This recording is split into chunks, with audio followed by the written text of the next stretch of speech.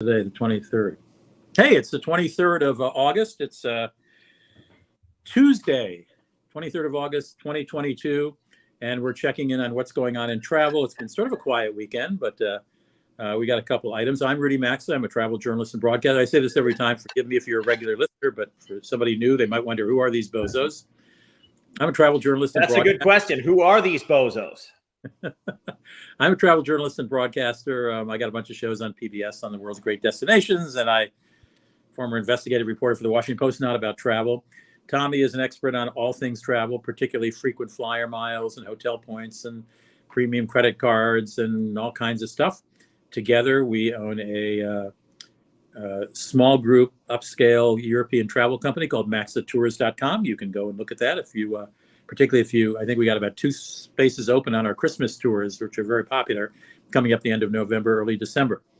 Tommy, you want to start? I think you have more items than I do. So yeah, I got a couple of items that I found interesting this morning. So we're going to focus a little bit on the we're starting off with the yes, Viking Cruises are launching a new ship on the Nile.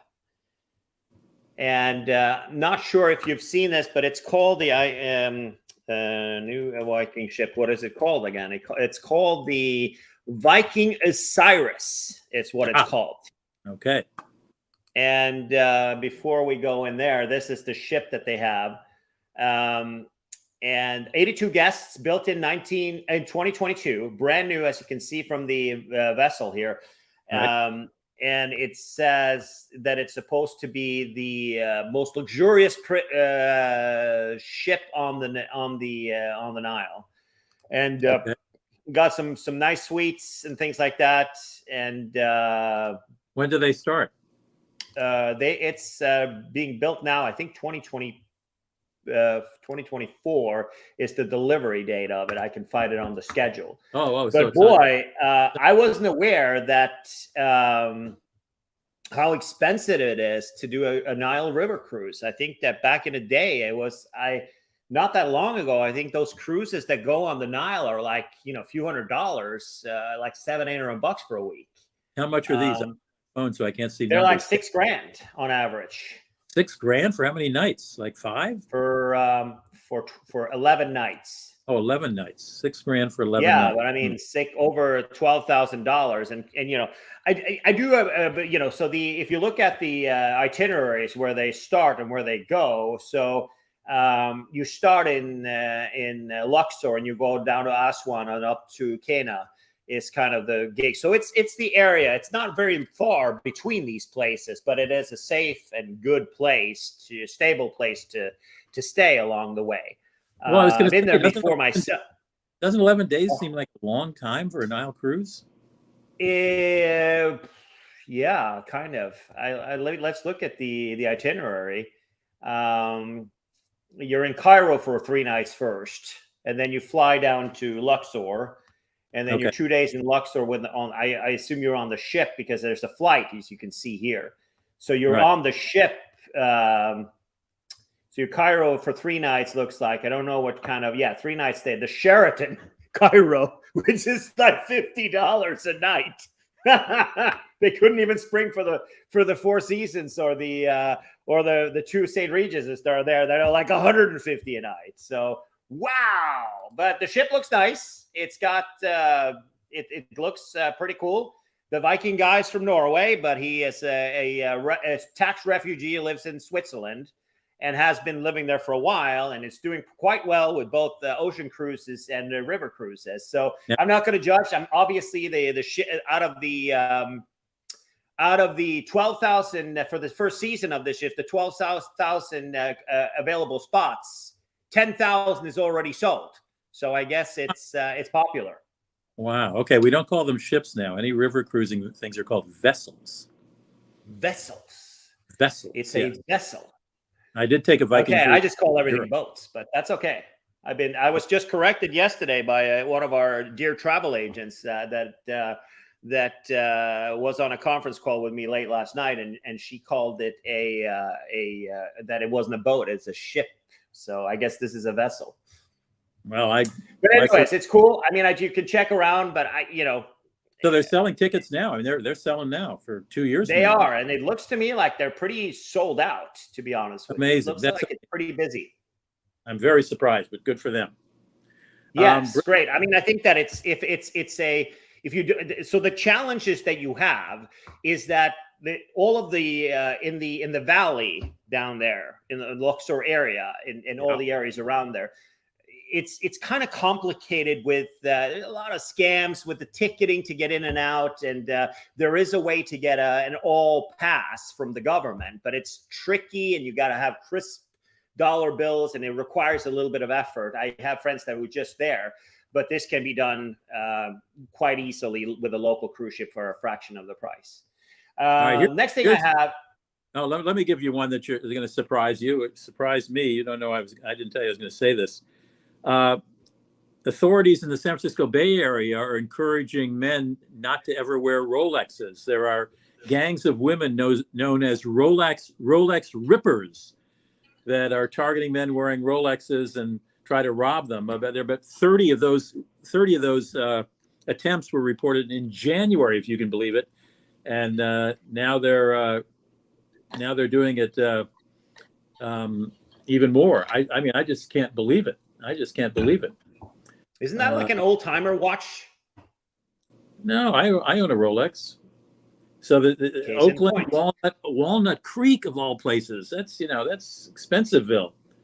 20 Rolex. Really? I don't think that's so. That's where we usually park. So we drive, and when we go to San Francisco to stay for the weekend, we park in Walnut Creek and hop on the barge. And there's free parking between 3 p.m. And you got expensive cars in this house, and it's completely safe. And I don't think that that sounds realistic.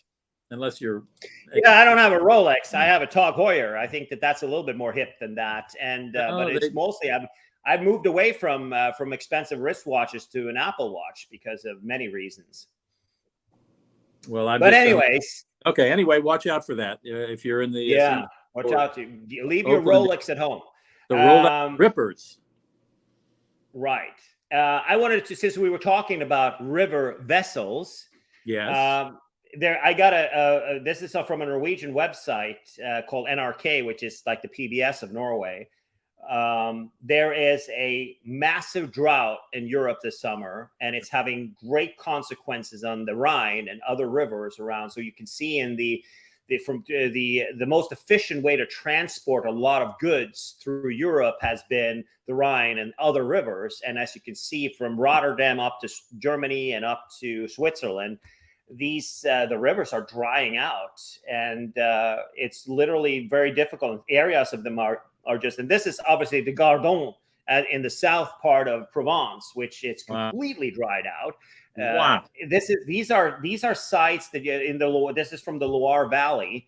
These are sites that I have never seen, like ever. I mean, through my entire life, I've been traveling through these areas, and I've never seen it. And there are dead fish in these rivers, and they are removing. This is from northern Italy. We showed a picture from. We showed pictures from other areas, and here we are in the canals of in the UK. So a lot of canal boats in the UK, they can't move around now because the rivers are too low. This is Austria. Zierikzee, which is it's a 1.5 meter low, and we're not talking about reservoir here, like we have here in California that are drying out. Here you have in Zierikzee, they're one of the largest lakes in Austria. They're removing dead fish that have nowhere to go. They have nowhere to go right now. Depressing. Oh my gosh.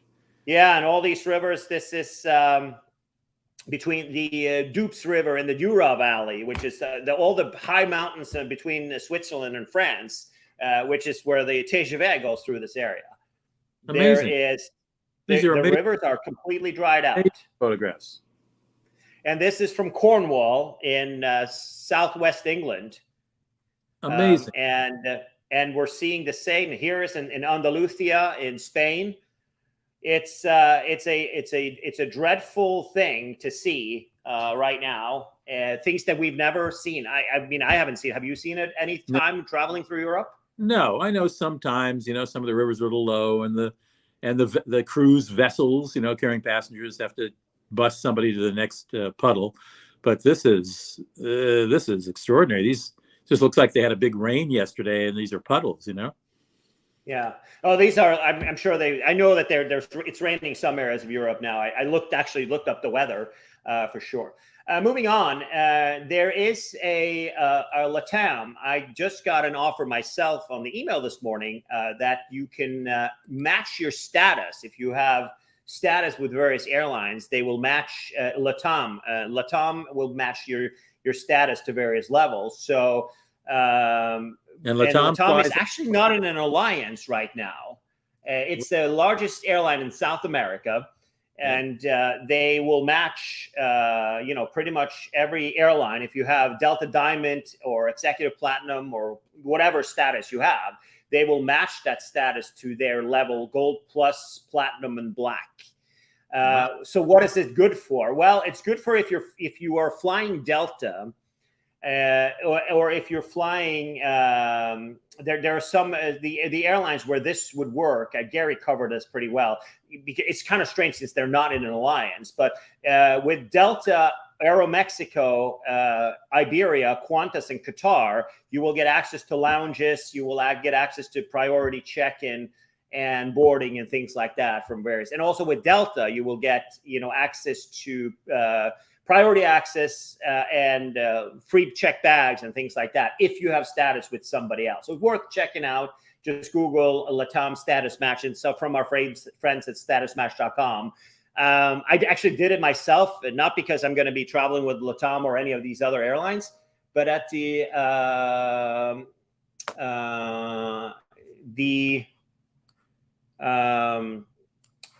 so I think that's the okay. I just called it up here. I'm looking at it when we're done. Yeah. British Airways says they're going to cut another 10,000 flights, not just to the end of the summer, but into the winter, to try to alleviate the congestion at Heathrow Airport. A lot of those are intra-European flights, but not all of them. Right. Do exclude long-haul cancellations that the airlines already made. So if you have a long-haul ticket that hasn't been canceled yet, you're probably okay. And in fact, congestion at some of the European airports has wound down a bit. Right. So long lines and check-in and security aren't quite as bad as they were, even 2 or 3 weeks ago when we talked about it. But British Airways, 10,000 flights, through winter, that's a lot. Well, they do have a lot of flights every day, so I wouldn't call it like a massive amounts of flights. But I mean, I think these are good customer-friendly moves. We're seeing a lot of airlines that are just trying, especially here in the U.S., they're just charging ahead without having enough staff to do things. I think that the only airline that's kind of been really reserved about doing is Southwest. They've been very careful of reintroducing their planes into stuff. So I think that it's actually a good move. And but also it comes with what we've seen is that demand has dropped significantly for flights lately. Right. Yeah, that's what I hear too. If you ask the average American, what's the largest city in the world for gambling, they're probably going to say Las Vegas. But it's not Las Vegas. It's a former Hong Kong territory. Well, it's Chinese territory now, called Macau. It's about, an hour by jet boat from Hong Kong, as I recall. And the Chinese have decided that casinos have to put up more money. And also quite a few of them, their licenses are expiring the end of 2022, and they're going to have to bid again for them, which would be terrible if they don't win, because these guys put hundreds of millions of dollars into building very lavish casinos. There's a Wynn casino there. There's an MGM Grand. There's a Las Vegas Sands casino there. So it's a little Las Vegas, except bigger than Las Vegas. More gambling money spent in Macau than in Vegas. So you can probably win a bar bet on that one sometime if you'd like. Of course, they were really hurt by COVID and the Chinese shutdown. So they really bled a lot of money, those casinos, 2020 and 2021. And they're trying to get it back now. But the government says it wants more money. And you got to reapply and blah, blah, blah, blah, blah. So there you go. Yeah, I mean typically if $594 million I guess sounds like big money, but I guess that's and it's MGM has agreed to do it, so I guess that's what it takes to have operations in Macau. Apparently, that's all I got. You got anything more? I got just some small stuff. Waldorf Astoria switching their toiletries to Aesop, which Okay. is my absolute favorite. It's the shampoo and the stuff I use at home. Yeah. I think that's really cool. It's a real cool brand, and it's very unexpected because there's a lot of Waldorf Astorias that are reasonably priced. So looking forward to that for sure. And for those who are Hyatt hogs, there is now, and you're struggling with renewing your Hyatt status, they are offering now for those who apply for the Hyatt business card. Hyatt has two credit cards. They have a card for the personal usage, and then they have World of Hyatt business card for those who have small businesses. And you really don't have to have a major business of any kind. You can have just a one-person thing where you sell two cans of soda on eBay. And as long as you have a tax ID number, you can apply for this card. And you will get double stays for the remainder of the year when you stay at Hyatt. So instead of renewing with one night, then counts as two towards elite status. So you normally you can reach elite status twice as fast then with that card. Correct. So Rudy, I don't know how you're doing. I think you're doing better than I am, but I don't actually have this card. Nor do I. I need 19 more nights to get back to Globalist. So. Yeah, I mean, which means you can divide that by 2. So that's actually a decent gig. Okay. But at the end of the day, I think that Hyatt is I personally have spoken out, and this card is not really that sexy, but it is a good card if you want to spend your way to Globalist status, and if you can't make it on your own. Too? Pardon? You get a sign-up bonus? 60,000 points is the sign-up bonus right now when you spend 5,000 within the 3 months, which is enough for 2 nights at really nice hotels just for that. But the gig is that when you have, so right now for the personal card that you and I usually use, it's for every $5,000 you spend, you get 2 nights, qualifying nights, and then you get 5 for just having the card. For this, you get 5 qualifying nights for each 10,000 you spend. Okay. So it's a little bit different. Not that much different, 25% difference. Personally, I didn't see the value of it. I'll see how I'm doing. I have about 37 nights, I think, something like that for this year. I value that status. I know that this year hasn't been a lot of international travel because all the places we would like to go don't have Hyatts, or it hasn't worked out like it normally does. But obviously, it's the status the hotel status that I value the most of all, and I know that you've enjoyed it as well. I have. All right. It is. That's what I have. Again, let me remind you, if you tuned in a little late, we are talking to you on the 23rd of August in the afternoon, Central Time. Well, pretty much all time. 23rd of August, 2022. I'm Rudy, and Tommy and I do this periodically. We give you some travel updates, and that's today's travel update. Thanks for watching on YouTube or on Facebook. We appreciate it, and we'll keep you up to date. Cheers. Giddy up, as they say. Bye-bye.